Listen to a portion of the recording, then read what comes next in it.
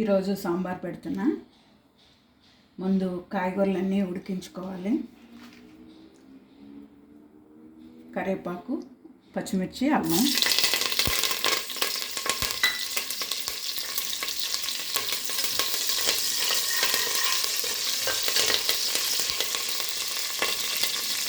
ములక్కాయలు,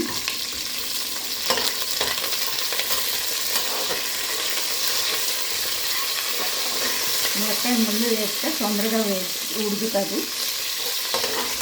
నేను కొంచెం ములక్కాయ వేసుకుంటాను. ముక్కలు ఉడికించి ఇలా వేసుకుని తయారు చేస్తేనే సాంబార్ చాలా టేస్ట్గా ఉంటుంది. ఒకసారి ఇలా ట్రై చేయండి, నేను చెప్పినట్టు బాగుంటుంది.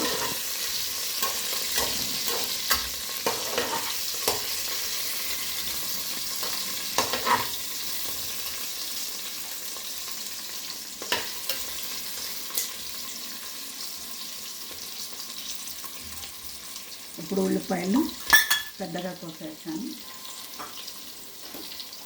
క్యారెట్, గుమ్మడికాయ ముక్కలు, ఆనపకాయ, టమాటా లాస్ట్లో వేసుకోవాలి. ఇవన్నీ సగం ఉడికిపోయాక టమాటాలు వేయాలి. టమాటాలు ఎలాగైనా ఉడికిపోతాయి.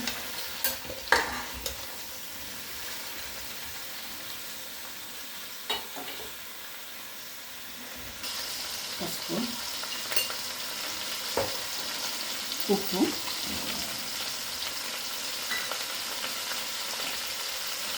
మీకు ఇష్టమైతే కారం వేసుకోండి. నేను కారం పచ్చిమిరపకాయలు ఎక్కువ వేస్తాను.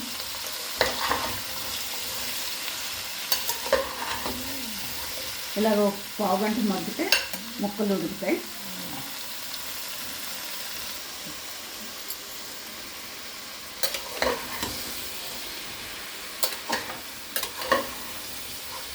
సాంబారు కుక్కర్లో పెట్టుకుని కన్నా ఇలా అన్నీ ఉడకబెట్టుకుని రెడీ చేసుకుంటేనే సాంబార్ బాగుంటుంది. కుక్కర్లో పెట్టే కన్నా బయట ఇలా చేసుకుంటేనే సాంబార్ చాలా టేస్ట్గా ఉంటుంది. కుక్కర్లో పెట్టినంత టేస్ట్ ఉండదు. ఇంకో 10 నిమిషాలు ఉడికితే కాయగూరలు ఉడికిపోయినట్టే.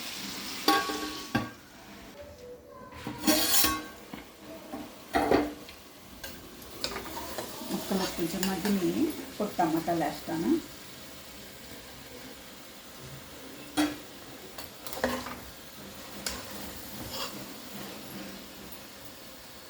చింతపండు పేస్ట్ రెడీగా పెట్టుకున్నాను. ఒక 200 గ్రాముల చింతపండు ఉంటుంది. ఇది పప్పు చిన్న గ్లాస్ తోటి 2 గ్లాసులు అంటే ఒక పావు కేజీ పప్పు ఉంటుంది.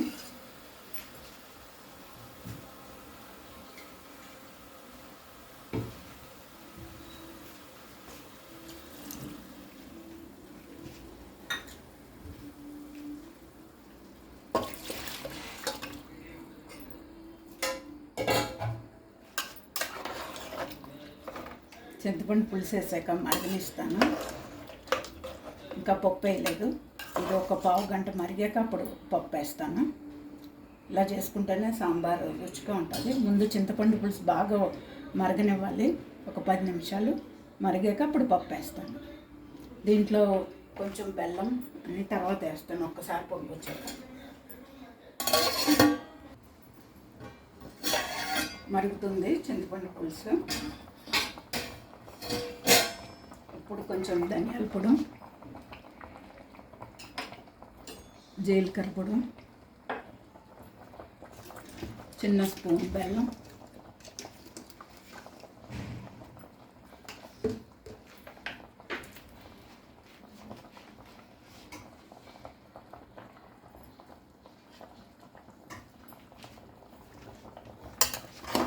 ఇలా సిమ్లో పెట్టి మరిగిస్తేనే బాగుంటుంది. మీకు కుదరదంటే కుక్కర్ మీద మూత పెట్టుకుని ఒక విజిల్ వస్తే చాలు.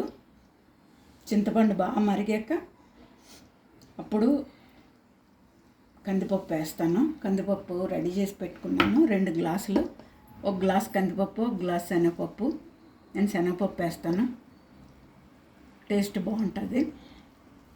ఉడకబెట్టి ముందే పెట్టేసుకున్నాను. దీంట్లో కొంచెం మెంతులు వేసేసి ఉడకబెట్టుకున్నాను. ఇంకా మరిగాక అప్పుడు వేస్తాను.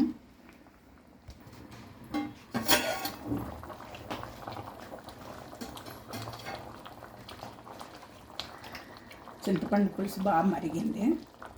అవి పప్పు వేయలేదు, నేను పప్పు మిక్సీ కొట్టాక ఆ నీళ్ళు కడిగేసాను, అందుకు అలా కనపడుతుంది. ఇప్పుడు పప్పు వేస్తున్నాను.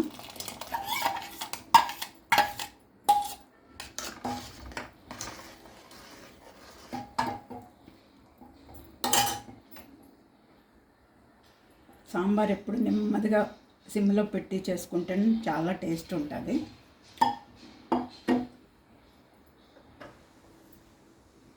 చింతపండు పులుసు ఒక అరగంట మరిగాక పప్పు వేసి ఒక అరగంట మరిగే అప్పుడు తాలింపు పెట్టుకుంటే చాలా బాగుంటుంది. కానీ టైం ఉండదు కాబట్టి మీరు పెట్టుకుంటే కాయగూరలు వేసాక చింతపండు వేసాక ఒక విజిల్ పెట్టుకుని మళ్ళీ మరగబెట్టుకోండి.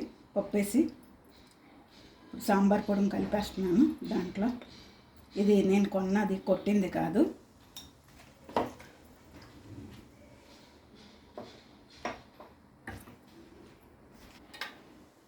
సాంబార్ పొడి వేసేటప్పుడు నీళ్ళలో కలిపి వేయాలి, లేకపోతే ఉండకట్టేసినట్టు అయిపోద్ది. ఇంకా చిక్కగా ఉంటే పప్పు నీళ్ళు వేస్తాను. ఇంకా నేను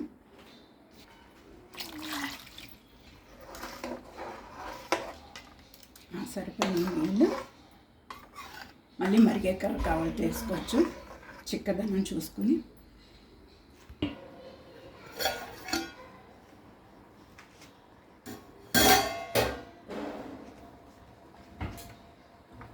సాంబార్ రెడీ అయిపోయింది. మీరు అన్నీ ఒకసారి టెస్ట్ చేసుకోండి, పులుప ఉప్పు సరిపోయిందో లేదో. నాకైతే అన్నీ సరిపోయినాయి. తాలింపు నువ్వుల నూనె 2 స్పూన్లు, నెయ్యి 1 స్పూన్ వేసాను. మీ ఇష్టం, ఏ నూనె వాడుకున్నా పర్వాలేదు, నేను దగ్గర ఉంది కానీ వేసాను. సాంబార్కి కొంచెం అన్నీ తాలింపులు ఎక్కువే పడతాయి. వెల్లుల్లిపాయలు 2 పాయలు కొట్టాను.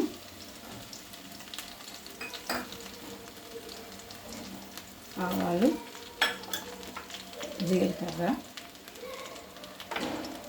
ఎండుమిర్చి,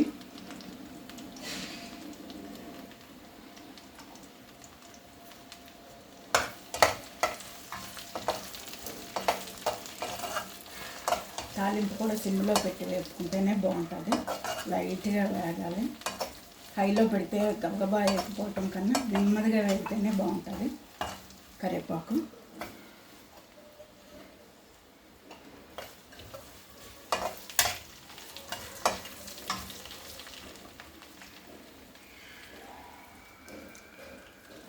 లైట్గా వేగింది తాలింపు.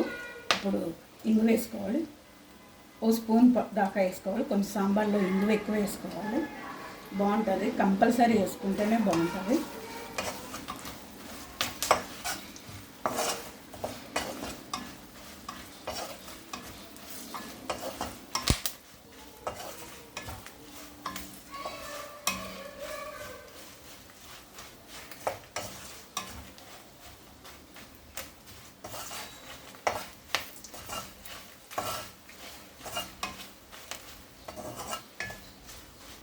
వేగిపోయిన తాలింపు ఇప్పుడు సాంబార్ దీంట్లోకి తిరిగేస్తాను. ఇలా వేసుకుంటేనే తాలింపు బాగుంటుంది.